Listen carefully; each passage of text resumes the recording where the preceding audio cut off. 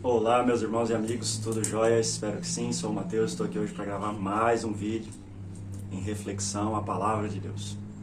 Nós estamos aí numa série de vídeos no Evangelho de Mateus, o Evangelho de Jesus, segundo o escritor é Mateus. E nós estamos caminhando ainda pelo Sermão do Monte, estamos no capítulo 6 e hoje nós vamos encerrar o capítulo 6. Vamos ler e refletir do versículo 19 ao 34.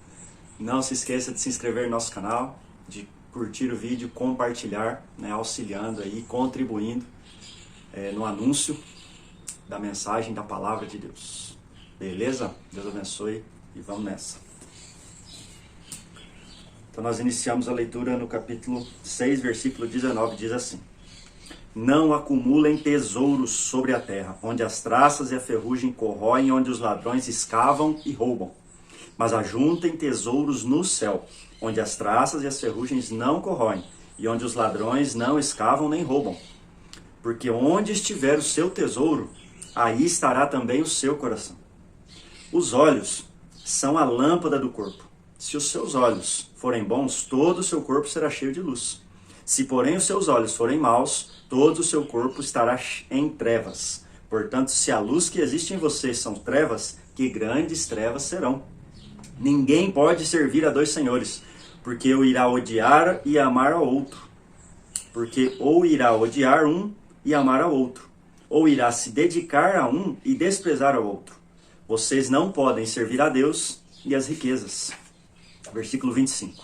Por isso digo a vocês, não se preocupem com a sua vida quanto ao que irão comer e beber, nem com o corpo quanto ao que irão vestir. Não é a vida mais que o alimento, e não é o corpo mais que as roupas? Observem as aves do céu, que nem semeiam, nem colhem, nem ajuntam em celeiros. No entanto, o Pai de vocês, que está no céu, as sustenta. Será que vocês não valem muito mais do que as aves? Quem de vocês, por mais que se preocupe, pode acrescentar um côvado ao curso da sua vida? E porque se preocupam com o que vão vestir, observem como crescem os lírios dos campos. Eles não trabalham, nem fiam. Eu, porém, afirmo a vocês que nem Salomão, em toda a sua glória, se vestiu como qualquer um deles. Ora, se Deus veste assim a erva do campo, que hoje existe e amanhã é lançado fora, não fará muito mais por vocês, homens de pequena fé.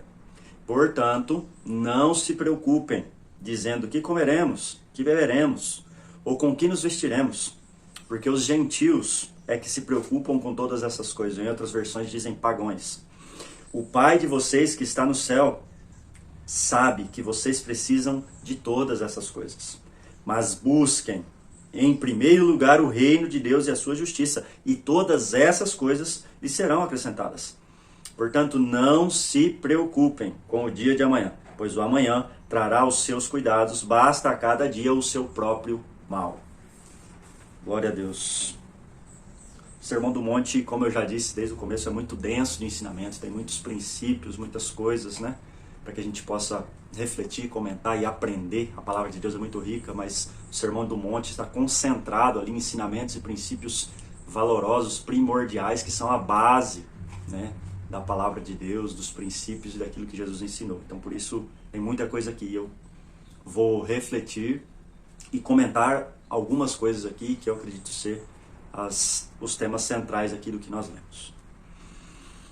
E ele iniciou falando sobre tesouro, coração e sobre os olhos. E essas três coisas, na verdade, introduzem o assunto principal que ele queria enfatizar, que é a partir do versículo 25. E essas três coisas, ele falou sobre os tesouros, sobre o coração e sobre os olhos. Ele faz uma reflexão, aonde está o teu tesouro? Aonde nós depositamos as coisas que nós temos mais valor. E esse tesouro aqui, no original, o sentido é como se fosse um porta-joia, um cofre, um lugar onde nós guardamos as coisas que nós mais temos valor. E o questionamento é no versículo 21. Porque onde estiver o seu tesouro, aí estará também o seu coração. E o coração aqui, ele estava falando do órgão mesmo, do coração. O centro da vida. Nós sabemos que se o coração não existe vida. É o centro da vida biológica, E aqui ele está querendo trazer um sentido um pouco mais amplo do que isso, É o sentido, o pensamento, o desejo, o empenho, as vontades, os sentimentos, né, no coração. Aonde estiver o nosso tesouro, as coisas mais de valor, nisso vai estar o nosso coração, ali vai estar o nosso coração. E essa é a pergunta que ele faz, né? Logo em seguida ele continua falando, ele fala sobre os olhos. E o que tem a ver os olhos e o coração no mesmo assunto, né? Aonde estiverem fixados os seus olhos, né, é aquilo que as suas práticas, as suas atitudes vão refletir. Aquilo que nós olhamos, aquilo que nós pensamos, aquilo que nós desejamos, aquilo que nós olhamos é aquilo que nós pensamos. Aquilo que nós vemos todos os dias é aquilo que se torna os nossos pensamentos, os nossos sentimentos, e nisso refletirão as nossas atitudes e as nossas práticas. Por isso ele fala, os olhos são a janela do seu corpo. Se os seus olhos são maus, todo o seu corpo será mau. Aquilo que nós vemos, desejamos e pensamos é o que reflete a nossa vida e nossa prática. Tem um outro versículo que diz, a boca fala o que o coração está cheio. Aquilo que nós enchemos, aquilo que nós vemos, enxergamos, assistimos, é o que cai no nosso coração, entre aspas. É aquilo que nós sentimos, é aquilo que desejamos, é aquilo que se torna a nossa vida. Então ele está falando sobre os nossos esforços, sobre o sentido da vida, sobre o que nós mais fazemos, sobre o que nós mais esforçamos, sobre aquilo que nós damos à nossa vida. E aí ele, depois dos olhos, ele faz, no versículo 24, ele faz uma comparação aqui. Ninguém pode servir a dois senhores, porque ou irá odiar a um e amar a outro, ou irá se dedicar a um e desprezar a outro. Vocês não podem servir a Deus e as riquezas. Ele falou sobre o coração e sobre os olhos. E aqui ele dá essa comparação sobre não servir a dois senhores. A quem você serve, a quem você olha, o que você mais deseja é aquilo que você serve. E no nosso coração só tem lugar para um Deus, para um ídolo. Só tem espaço para um. E nós não podemos dizer que somos servos de Deus, servimos a Deus, amamos a Deus, sentimos, olhamos para Deus, se as nossas atitudes não refletem isso. Refletem o contrário disso, e aqui ele está tratando de um assunto específico de riquezas, finanças e preocupações com a manutenção da vida. E aqui vem a ênfase primordial, né, nesses versículos que nós lemos, do 25 ao 34, quando ele está tratando sobre as preocupações com a manutenção da vida e com as riquezas da vida, né? E a ênfase é, não andem preocupados, não andem ansiosos. Com o quê? Com as necessidades básicas da vida, né? Ele fala assim, por isso digo a vocês, não se preocupem com a sua vida, quanto a que irão comer ou beber, nem com o seu corpo, quanto ao que irão vestir. Não é a vida mais que o alimento, e não é o corpo mais que as roupas? Ele está falando sobre a nossa preocupação demasiada, a nossa ansiedade, né? O nosso desequilíbrio com as preocupações, com as coisas que são básicas da vida, na manutenção da vida, né? E uma vez eu assisti um certo pregador falando sobre a diferença de nós sobrevivermos e vivermos. Quando nós estamos somente preocupados com essas coisas, com o que iremos comer, beber ou vestir, nós estamos sobrevivendo, correndo atrás daquilo que pode gerar vida em nós. Quando nós estamos vivendo, essas coisas fluem naturalmente na nossa vida, porque existe algo maior que nós, que nos oferece, nos entrega, nos provê isso que nós precisamos para a manutenção da vida. E esse alguém é Deus. E aí os exemplos que ele usa são esses, né? Sobre os pássaros, sobre as flores do campo, quanto eles não fazerem nada para a manutenção da própria vida, no sentido de armazenar, de guardar, de se preocupar, de se ansiar, como nós, né, nos comportamos na maioria das vezes. Pelo que nós temos nos preocupado? Não se preocupe com nada, pois tudo o que nós precisamos, aquilo que é mais importante na manutenção da vida, ou seja, comida, bebida, ar que respiramos, roupa que vestimos, tudo isso, Deus é quem provê a nós. Se nós não precisamos nos preocupar com o que é mais importante para a manutenção da vida, por que nós vamos nos preocupar com outras coisas que são menos importantes que a própria vida? Então a ênfase é não se preocupem. E aqui está a grande diferença dos que se preocupam e dos que não se preocupam com essas coisas. Versículo 32. Porque os gentios é que procuram todas essas coisas, ou se preocupam com todas essas coisas. Os pagãos é que se preocupam com essas coisas. E quem eram os pagãos ou os gentios? Aqueles que não tinham Deus como Senhor da sua vida e ainda como Pai. E aqui Jesus estava introduzindo e incutindo naquela cultura, para aqueles ouvintes, que Deus era Pai. Mas aí você pode se perguntar, mas não são todos filhos de Deus? Não.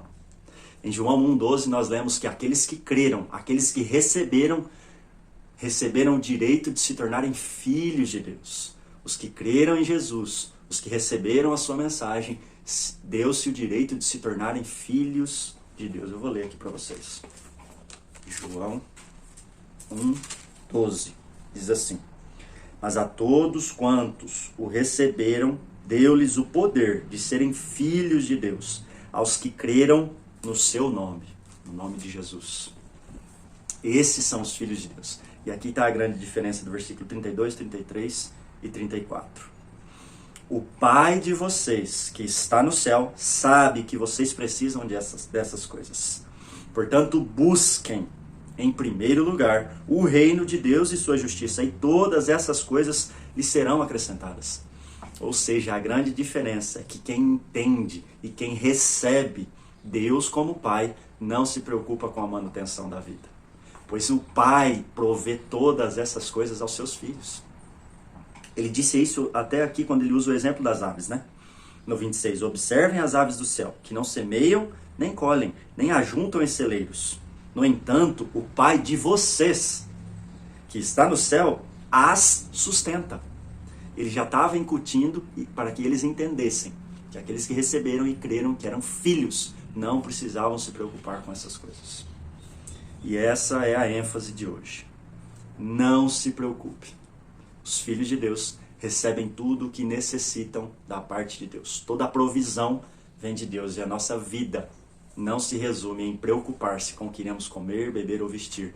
Mas o sentido da nossa vida é buscar em primeiro lugar o reino de Deus e a sua justiça. Esse é o sentido da vida dos filhos de Deus.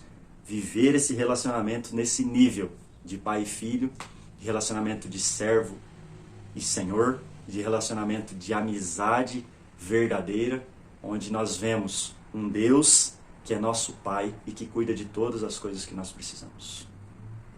Versículo 34. Portanto, não se preocupem com o dia de amanhã, pois o amanhã trará os seus próprios cuidados. Basta o dia o seu próprio mal.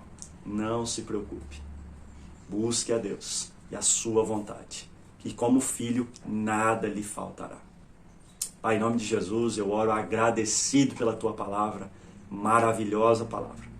Deus, a tua palavra é tudo o que nós precisamos para viver nessa terra, com o propósito que nós nascemos para viver, com o entendimento de quem o Senhor é, quem nós somos e para onde nós vamos. Deus, obrigado por nos ensinar que não precisamos nos preocupar, porque como filhos do Senhor, nada do que nós precisamos nos falta. Por isso que essa mensagem alcance os corações, que o Senhor possa salvar os perdidos, Deus, resgatar os perdidos, Pai, em nome de Jesus, que o Senhor possa ressuscitar os mortos espiritualmente, Deus, curar os feridos e abençoar, Deus, cada família que escuta essa palavra e que vive, Deus, a mensagem do Senhor.